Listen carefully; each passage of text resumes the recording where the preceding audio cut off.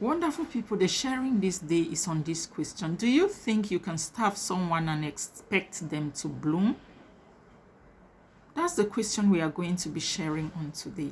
And I ask again, do you think you can starve someone and expect them to bloom? Love isn't magic. Love is maintenance. Let me come again. Love is not magic. It is maintenance. Let me explain further. You want a happy relationship. You want peace, passion, and partnership. But you ignore their needs. You dismiss their feelings. You forget that love isn't just presence. It is practice.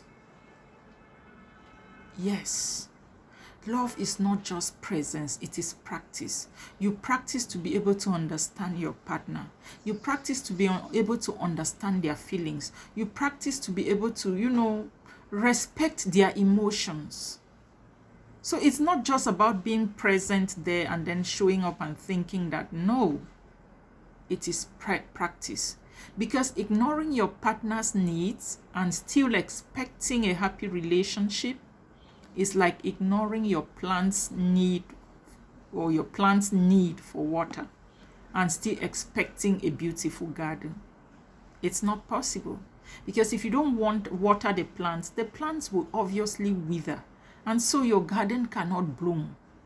So for you to be happy, for you to have an amazing relationship, you need to be able to meet the needs, feelings, and expectations of your loved ones.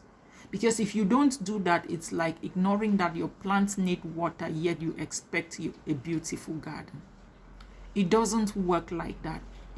If you do that, it won't work, and the plants won't grow, and it doesn't last.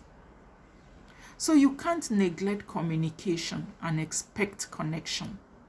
For there to be connection, there must be communication, and not just communication, but effective communication, where you don't feel like you're walking on emotional eggshells.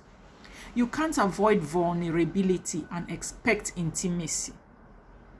For your partner to be intimate with you, they need to be vulnerable. They need to, feel free around you. They need to know that even in their weaknesses, you won't judge them. You will accommodate them. You will accept them and understand them. So you cannot avoid vulnerability and be expecting intimacy. Things don't work like that. You can't skip effort and expect endurance.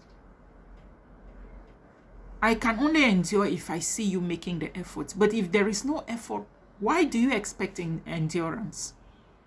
Relationships thrive on attention and on care, on the daily decision to show up, even when it's inconvenient, even when it's uncomfortable, and even when it's not about you. It's a team. It takes two to tango. It's not about you alone. If it's all about you, then it's self-centeredness, it's greed. It means you only expect to receive from the cup that pours into yours. You don't have the willingness to be able to pour back. So it's not all about you, my dear. Stop romanticizing the outcome and start honoring the process. Because love isn't just about how you feel. It's about how you treat the person you claim to love. Let me come again. Love is not only about how you feel. It's also about how you treat the person you claim to love. So tell me, have you ever felt like you were pouring into someone who never watered you back? I know it can be quite frustrating. Let's talk about the shift from emotional drought to mutual nourishment. Because gardens don't bloom on neglect, and neither do people. I hope I made some sense.